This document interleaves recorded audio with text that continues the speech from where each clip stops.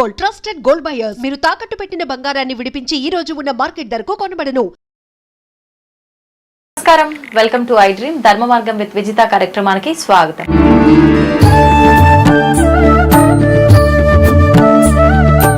నమస్తే అండి. మామూలుగా మనం ప్రతి ఇంట్లో కూడా నిత్య దీపారాధన అనేది ఖచ్చితంగా చేయాల్సిందే అని చెప్పి మనకు పెద్దవాళ్ళ నుంచి కూడా వింటూనే ఉన్నాము. ఇప్పుడు కూడా ప్రతి ఒక్కరు అదే చెప్తూ ఉంటారు. కానీ నిత్య దీపారాధన చేసే విషయంలో కూడా ఒక్కొక్క దీపారాధనను బట్టి ఒక్కొక్కటి, అంటే దీపారాధనకు కూడా ఒక లక్షణం అనేది ఉంటుంది అని చెప్పి అంటుంటారు. అంటే పలానా దీపం పెట్టడం వల్ల ఇటువంటి ఫలితము, ఇది చేయడం వల్ల ఈ దోషం తొలగిపోతుంది, ఈ రకంగా మాట్లాడుకోవచ్చు మామూలుగా అందరికీ అర్థమయ్యేలా. అంటే నిజంగా ఎటువంటి దీపారాధన వల్ల ఎటువంటి లక్షణం ఉంటుంది, ఏ ఫలితం కలుగుతుందో తెలియజేయండి. శ్రీ గురుభ్యో నమః. శ్రీ మహాగణాధిపతే నమః. శ్రీ మహాసరస్వత్యై నమః. హరి ఓం. శ్రీమాత్రే నమః. మనము దీపారాధన, దీపం అంటేనే వెలుగుని, జ్ఞానాన్ని సంకేతం. ఈ దీపం వెలిగించడం ఆంతర్యం ఏంటంటే స్వామి మన యొక్క సోల్, అంటే మన యొక్క దేహంలో దీపం అంటే ఆత్మస్వరూపమే దీపం. దీన్ని మనం ఏ విధంగా అర్పితం చేస్తామనేది ఇక్కడ విషయం. అయితే ఇక్కడ షోడశ ఉపచార పూజల్లో కూడా దీపానికి ఒక ప్రాముఖ్యం ఉంది. మీరు ఇంకో విషయం చెప్పాలంటే ఎన్విరాన్మెంట్ మినిస్ట్రీ, అంటే ఎన్విరాన్మెంట్ డిపార్ట్మెంట్లో నుంచి కూడా మీకు ఒక పదం వెళ్తూ ఉంటుంది, ధూపదీప నైవేద్యాలు అని. అంటే ఈ మూడింటికి అంత ప్రాధాన్యం ఉంది. ధూపం ఏంటంటే భక్తికి సంకేతం. అంటే మన భక్తిని ఏ విధంగా చాటుకుంటామో, ధ్యానంలో ఉంటామనేది ధూపంతో. దీపము జ్ఞానాన్ని చూపించేది, నైవేద్యము ఆత్మస్వరూపాన్ని నిర్దేశించేది. ఇది ధూపం, దీపం, నైవేద్యం ప్రధాన లక్షణం. కాబట్టి ఏ దేవాలయంలో కనుక ఇవి నిత్యము ఉంటాయో ఆ దేవాలయం యొక్క దేవుడు చైతన్యంతో కూడుకొని భక్తుల యొక్క అనుగ్రహాన్ని ఇస్తూ ఉంటాడు. అది ధూపదీప నైవేద్యం అనే ప్రధాన లక్షణం. ఈ ప్రధానంలో మీరు అడిగింది ఒకనొకటి దీపం.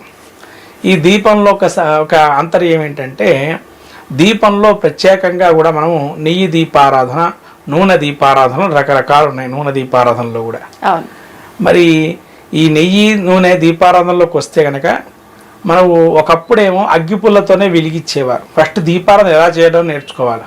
ఎందుకంటే ఇక్కడ అందరూ కూడా దీపం వెలిగించేస్తామని అని అంటారు. మేము పుణ్యం కట్టుకోవడానికి కార్తీక దీపమనో ఇంకో దీపాలు వెలిగించేస్తాం ఏమిటి అని అంటారు. కానీ వెలిగించే క్రమం కూడా ఉంటుంది దానిలో. ఆ క్రమం తెలుసుకోవాలి. అంటే ఇక్కడ ఏంటంటే అగ్గిపెట్టతో పురాతనంగా అందరికీ తెలియదో మొత్తం దాంతో వెలిగించేస్తారు దీపాలు. కానీ ఇక్కడ ఉన్న విషయం ఏంటంటే ఒత్తితోని ఇంకో ఒత్తిని వెలిగించాలి. అలా ఒత్తిని వెలిగించడం అనేది సాంప్రదాయం. మనకు మీరు ఈ సాంప్రదాయం ఎక్కడ చూస్తారు అని అంటే కేరళలో సాంప్రదాయం చూస్తారు. అసలు కేరళలో ఉన్న విషయం ఏంటంటే, అక్కడి నుంచి మనం గ్రహించాల్సిన విషయం ఏంటంటే కొన్ని రహస్యాలు అక్కడి నుంచే ప్రారంభమైనాయి మనకి. నిజంగా చెప్పాలంటే మనకు చరిత్రలో ఉండేటువంటి గ్రంథాలు చాలా మటుకు కేరళ తరలిపోయి అక్కడి నుంచి అవి అంతరించిపోవటం, కొన్ని విద్యలు ఇక్కడ ఉండకపోవటం రకరకాలైనవి. కాబట్టి ఈ దీపం యొక్క ప్రాముఖ్యం ఏంటంటే, ఇక్కడ మనం వెలిగించేటప్పుడు ముఖ్యంగా అగరబత్తితో వెలిగించడం అనేది నేర్చుకోండి. కనీసం వత్తి లేకపోయినా అగరబత్తితో. ఇది ఎందుకంటే ఉన్న విషయం స్వీయంగా అనుభవంలో చెబుతున్నాను నేను. ఇది అగరబత్తితో వెలిగించినట్లయితే మీకు ఏ కోరికైనా త్వరితగతిన నెరవేరుతుంది దీపారాధన చేసేటప్పుడు. ఇది స్వీయంగా అనుభవంలో చెబుతున్నాను. ఎన్నో సంవత్సరాలు చేసిన తర్వాత అనుభవంలోకి వచ్చింది. కాబట్టి ఎక్కడైనా కానీ అగరబత్తితో దీపారాధన చేయడం, అగరబత్తిలో ఉన్న కూడా కర్రనే ఉంటుంది కదండి. అంటే దానిలో మీకు పైన ఫ్రాగ్రెన్స్ వేస్తారు కదండి, అది సుగంధంతో సమానం. కాబట్టి ఆ సుగంధంతో వెలిగించడం కూడా, అగ్నిహోత్రాన్ని వెలిగించడం చాలా మంచిది. అగరు అంటారు. మీకు పురాణాల్లోకి వెళ్తే భవిష్య పురాణంలో ఇట్లాంటివి రకరకాల అగరబత్తులు పొగలు ఉంటాయి. దాంతో కూడా ఆరాధన చేయమన్నారు. అగర్ లాంటివి రకరకాల ఉంటాయి ధూపాలకు సంబంధించి. కాబట్టి ఇలా మనం చూసుకుంటూ వెళ్ళినట్లయితే దీపం యొక్క ప్రాముఖ్యం ఏంటంటే 3 వత్తులని ఏకం చేయటం. సాధ్యం త్రివర్తి సంయుక్తం, అంటే 3 వత్తులని ఒకటే రూపంలో పూజ చేయడం అనేది మనం ఇక్కడ కనబడుతుంది శ్లోకంలో మాత్రం, మంత్రంలో మాత్రం. కానీ అందరూ బయట ఏం చేస్తున్నారంటే 2 ఒత్తులు వేయటం జరుగుతుంది. ఏకవత్తు ఎప్పుడైనా మరణిస్తే వేస్తున్నారు. అప్పుడు ఈ అంటే అందులో కూడా ద్వివత్తు, అంటే 2 ఒత్తులు కలిపి ఒక ఒత్తుగా చేస్తున్నారు. ఇప్పుడు ఇక్కడ ఏం చేస్తున్నారు, రోజు దీపారాధనలో, నిత్య దీపారాధనలో అంటే అందరూ కూడా 2 ఒత్తుల్ని కలిపేసేసి 2 ఒక దగ్గర, ఇంకో 2 ఒక దగ్గర, అలా 2 ఒత్తులు దీపారాధన చేస్తున్నారు ఇప్పుడు కాలంలో. ఓకే. 2 ఒత్తులు పెట్టి దీపారాధన చేస్తున్నారు. అక్కడ ఇన్స్టాంట్గా ఇంకొక 3 త్రివర్తి పెట్టి 1 పెట్టియండి, 1 2 పెట్టండి. 1 మీకు అనిపిస్తే కనుక అట్లా అనిపించినట్లయితే ఒక దానిలో 3 ఒత్తులు కలిపి ఒక ఒత్తిని వెలిగించండి, 2 ఒత్తులు కలిపి ఒక దీపంగా వెలిగించండి. అలా వెలిగించడం వల్ల ఇక్కడ 5 ఇటుపక్క 5 2 5 5 10 అవుతాయి. అంటే ప్రతి దిశను మీరు ఆరాధన చేసిన వాళ్ళు అవుతారు ఇక్కడ. ఓకే. అదొకటి. రెండోది, దీపం ఎటువైపు ఉండాలండి దీపం వెలిగిస్తే అని ఒక డౌట్ ఉంటుంది అందరికీ కూడా. ఎక్కడెక్కడ దీపారాధన మనం పెట్టుకోవాలి ఏంటి అనేది. దీపారాధన కూడా మనం పెట్టుకునేటప్పుడు తూర్పు వైపున ప్రాధాన్యం ఎక్కువ. తూర్పు వైపు ఉండేటువంటి దీపాన్ని దేవతా ప్రీతి, సకల దేవతా ప్రీతి అంటారు. ఉత్తరంలో ఉండేటువంటి దేవతా ప్రీతి ఏంటంటే మన ధనానికి సంబంధించిన దీపాలు పెట్టుకోవడం అని ఉత్తరంలో పెట్టుకుంటాం. ఉత్తరానికి ఒత్తి ఉండేట్టుగా పెట్టడం దాన్ని ఉత్తరంలో. అందుకనే నిత్యంలో మన జీవితంలో దీపారాధన చేసేటప్పుడు మన యొక్క మందిరంలో, పూజా మందిరంలో ఒక దీపం తూర్పు వైపు, ఇంకో దీపం ఉత్తరం వైపు పెట్టుకోవడం అనేది మంచిది. ఇలా ఇది కాకుండా ఇంకొకటి వత్తి దీపం అని ఉంటుంది, ఏకవత్తి దీపం మధ్యలో. అది ఊర్ధ్వం. ఊర్ధ్వం అంటే ఒకవేళ అన్ని దిశలు మనం పెట్టకపోయినా కూడా ఊర్ధ్వ దీపం ఇది పెట్టడం వల్ల ఇది కూడా అంతరిక్షంలో పాటు సర్వదా అన్ని మనకు ఈశ్వర స్వరూపం అంతటా ఉంది కాబట్టి ఈ దీపాన్ని సూచిస్తుంది. అంటే ఈ 3 దిశలు దీపాన్ని పెట్టుకోవడానికి మంచివి. మిగతా దీపాలు మరి మిగతా దశలు అంటే ఒకటేమో దక్షిణానికి దీపం పెట్టుకున్నట్లయితే పితృదేవతా ప్రీతికి పెట్టుకునేది అది దక్షిణం వైపుకి. కాబట్టి ఎప్పుడైనా మనం పెద్ద కార్యక్రమాలు చేసేటప్పుడు దక్షిణానికి పెట్టుకుంటారు. మనిషి చనిపోయిన తర్వాత దీపం పెడతారు. ఇంకోటి, దీపం యొక్క ప్రాముఖ్యం ఇన్ని రకాలు ఉంటుందమ్మా. మనం ఏదో నిత్య దీపారాధన మనం ఒకటే అనుకాను, అన్ని రకాల దీపారాధన విషయం తెలుసుకోవాలి. ఎందుకంటే చాలా మందికి జిజ్ఞాస ఉంటుంది ఏంటంటే దీపాలు ఏ విధంగా పెట్టాలనేది విషయం తెలియదు. ప్రాపర్గా ఎక్కడెక్కడ ఏ విధంగా పెట్టాలనేది. మనిషి జీవి చనిపోయిన తర్వాత తల మీద దీపాన్ని పెడతారు. అది కూడా మనిషి ఆ దీపం ఒత్తి ఏ విధంగా ఉండాలి, ఎక్కడ ఉండాలంటే పెడితే దక్షిణానికన్నా అది ఒత్తిగా ఉండాలి, లేతేనా జీవికి ఎదురుగా అన్నా పెట్టాలి. ఇలా పెట్టడం వల్ల ఆ యొక్క జ్యోతి ప్రజ్వలింపజేసి జ్ఞానాన్ని మళ్ళీ వాళ్ళకి పునరావృతి లోకాలు పంపించడానికి. అలా దీపం యొక్క మహత్యం. ఇప్పుడు మనకి ఇక్కడ శుభము అశుభానికి సంబంధించిన ఎలా పెట్టుకోవాలో చెప్పాం. ఇప్పుడు ఇక్కడ విషయం ఏంటంటే ఒక్కొక్క దీపానికి ఒక్కొక్క ప్రాముఖ్యం ఉంది. మళ్ళీ అంటే కొంతమంది ఎర్ర ఒత్తులతో దీపారాధన చేయడం వల్ల ఒకటే ప్రమిద తీసుకోవాలి. ప్రమిదల్లో దీపం 5 ఒత్తుల్ని కలిపేసేసి ఒక దీపంగా వెలిగించాలి. అలా వెలిగించడం వల్ల కుజదోషాలు పోతాయి అంటారు. అంటే ఇది కూడా నిత్య దీపారాధనలో భాగమేనా? ఈ కుజదోషాలు కానీ సంతానం లేని వాళ్ళు ఉన్న వారికి ఇలాంటి రకమైన దీపారాధన పెట్టుకోవాలి.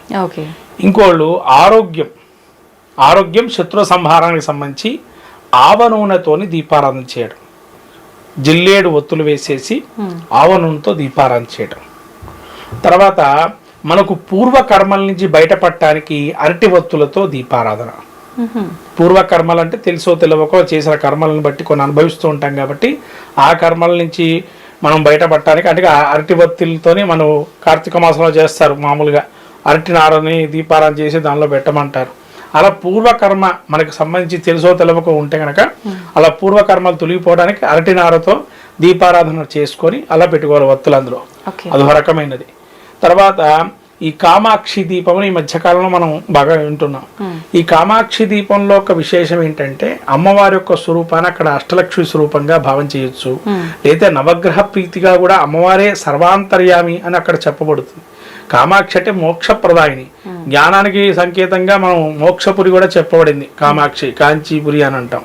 కాబట్టి ఆ కామాక్షి యొక్క దీపం పెట్టడం వల్ల మహాలక్ష్మి స్వరూపంగా మనకు సౌభాగ్యాలు ఇవ్వడానికి కామాక్షి దీపాన్ని కూడా పెట్టడం జరుగుతుంది. ఇలా కూడా కామాక్షి దీపం పెట్టడం. తర్వాత కుబేర దీపం ఉంది, ధనానికి సంబంధించిన దీపం. ఇది మనకు ధన ప్రాబల్యం జరగాలి, ఎక్కువగా ఉండాలి అంటే కుబేర దీపం అంటే తాబేలు ఉండి దాని మీద దీపారాధన చేయటం, ఇది కుబేర దీపం అంటారు. తర్వాత ఆవరణతో శత్రు సంహారము.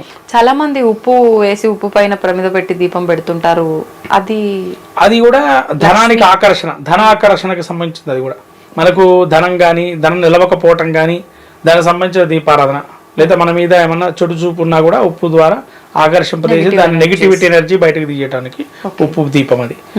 ఆ తర్వాత మళ్ళీ ఇంకొకటి ఏంటంటే మనకు కుబేర దీపం తర్వాత దేవతా దీపాలండి. ఇవన్నీ కుబేర దీపం ఒకటి, కామాక్షి దీపం ఒకటి, వెంకటేశ్వర స్వామి దీపారాధన అంటారు. మళ్ళీ అదేంటండి? అది నెయ్యితో తయారు చేసి మనం పిండితో తయారు చేస్తాం, బియ్య పిండితోని. వెంకటేశ్వర స్వామి దీపారాధన అంటారు, రకరకాల దీపారాధనలు ఉన్నాయి దానికి కూడా. అలా కదా నంద దీపం అని పెళ్లిళ్ళప్పుడు చేస్తారు కొంతమంది. నంద దీపం అంటే ఏంటండి ఇది అంటే, కృష్ణుడికి పూర్వం అంటే ఆయన ఒక కళ్యాణం జరగకుండా ఉంటుంది. వీళ్ళు నందబ్రజంలో కళ్యాణం అంటే ఆయన పెళ్లి చేసుకోడు కదా, ఆయన ఎక్కడో తర్వాత వివాహం జరుగుతుంది, కృష్ణుడి వివాహం అక్కడ మనకు జరగదు ఆయన ఉన్నప్పుడు. ఆ నందదీపం ఏంటంటే అక్కడి నుంచి వాళ్ళకి నిత్యముగా అఖండంగా దీపారాధన వెలుగుతూ ఉంటుంది. కొన్ని ఇండ్లలో అఖండంగా దీపారాధన చేస్తూ ఉంటారు, అది ఎప్పటికీ నడుస్తూ ఉంటుంది. అంటే ఆ కృష్ణుడి యొక్క సంబంధించి ఆ దీపం అంటారు దాన్ని. ఇది మళ్ళీ మనకి ఎక్కడ కనబడుతుంది క్షేత్రాల్లో అంటే బద్రీనాథ్ క్షేత్రంలో కనబడుతుంది. అంటే నారాయణమూర్తి నిత్యం నివసించేటువంటి క్షేత్రంగా బద్రీనాథ్లో నిత్యం వెలుగుతూనే ఉంటుంది. అది ఎక్కడ ఈ సంవత్సరంలో ఎక్కడ కూడా దానికి ఆటంకం అనేది లేదు, నిత్యం వెలుగుతూనే ఉంటుంది అది. ఈవెన్ మనకు ఈ బద్రీనాథ్ 6 నెలలు మనం వెళ్ళకపోయినా కూడా అక్కడ దానికి తగ్గట్టుగా ఉంటుందట అది. అదే విశేషం మరి అక్కడ, అది కృష్ణుడు యొక్క అనుగ్రహంతో. కాబట్టి ఆ దీపం ఆవ నూనె దీపం. నువ్వుల నూనె దీపం ఏంటంటే మనకు ఉండేటువంటి కర్మదోషాలు పోవడానికి కూడా నువ్వుల నూనె దీపం. తర్వాత నువ్వులనైనా మళ్ళీ మనం నెయ్యి దీపాలు కూడా పెట్టుకుంటాం దేవాలయంలో. దేవుడికి కుడి చేయి వైపు ఏమో నెయ్యి దీపం ఉండాలి, ఎడం చేయి వైపు నువ్వుల దీపం ఉండాలి. ఇది గుర్తించాల్సిన విషయం ఏంటంటే, కుడి చేయి వైపు దేవుడికి కుడి చేయి వైపు, మనకు కుడి చేయి వైపు కాదండి, దేవుడికి కుడి చేయి వైపు నెయ్యి దీపం ఉండాలా, ఎడం చేయి వైపు నువ్వుల దీపారాధన ఉండాలా. ఇలా ఉండటం వల్ల ఏంటంటే మనకు నెయ్యి అంటే కుడి శుభానికి సంకేతం, నిత్యం దేవతా ప్రీతికి ఆజ్యం ఆహారం, దేవుడికి ఆజ్యం నెయ్యి ఒక చుక్క పోస్తే అమృతంతో సమానం కాబట్టి ఆ నెయ్యి దీపారాధన ఆయనకి. ఈ నువ్వుల నూనె దీపారాధన ఏంటంటే మనకు తెలియకుండా ఉండే పితృదేవతలకంతా కూడా నువ్వుల నూనె దీపారాధన చేయొచ్చు. అప్పుడు నువ్వుల నూనె, ఆవ నూనె, ఆముదం నూనె. మళ్ళీ ఆముదం కూడా దీపారాధన, ఆముదం కూడా ఇది కొన్ని విషయాల్లో వాడతారు, తంత్ర ప్రయోగాల్లో దీపారాధన చేసేటప్పుడు ఈ యొక్క ఆముదం నూనెతో కూడా వాడతారు. ఆముదం నూనె ఒకటి, ఆవ నూనె ఒకటి, ఈ రెండు కూడా తంత్ర ప్రయోగాల్లో ఎక్కువ ఫలిస్తాయని చెప్పి వాడతారు. ఇలా మళ్ళీ విప్ప నూనె, వేప నూనె, మళ్ళీ సుగంధం తైలంతో నూనె.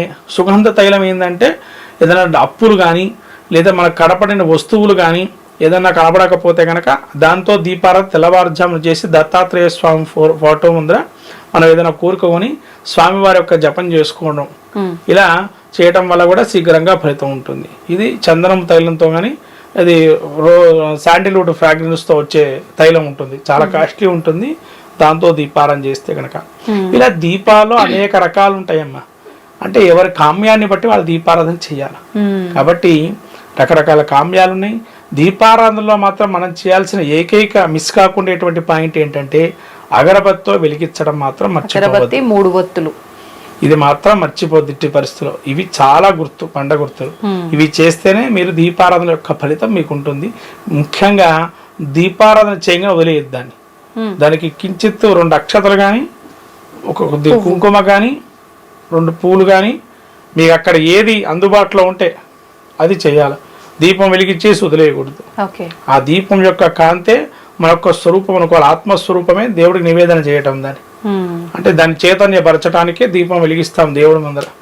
స్వామి నీకు అంకితం చేస్తున్నాం, ఈ తేజాన్ని మళ్ళీ నువ్వు మాకు పరిష్కారంగా మంచి మంచి జ్ఞానాన్ని ప్రసాదించండి ఈ దీపం ద్వారా మాకని ఆ దీపాన్ని ద్వారా మనం వెలిగిస్తాం. అదే దీపం యొక్క ప్రధాన లక్షణం. నిజంగా చాలా విశేషాలు తెలియజేశారు. మామూలుగా నిత్య దీపారాధన అనగానే అంటే ఏ ఆయిల్ ఉపయోగించాలి ఏంటి తప్పితే ఇన్ని విషయాలు అయితే నేను మొదటిసారి వింటున్నాను. సంతోషం అండి, ధన్యవాదాలు.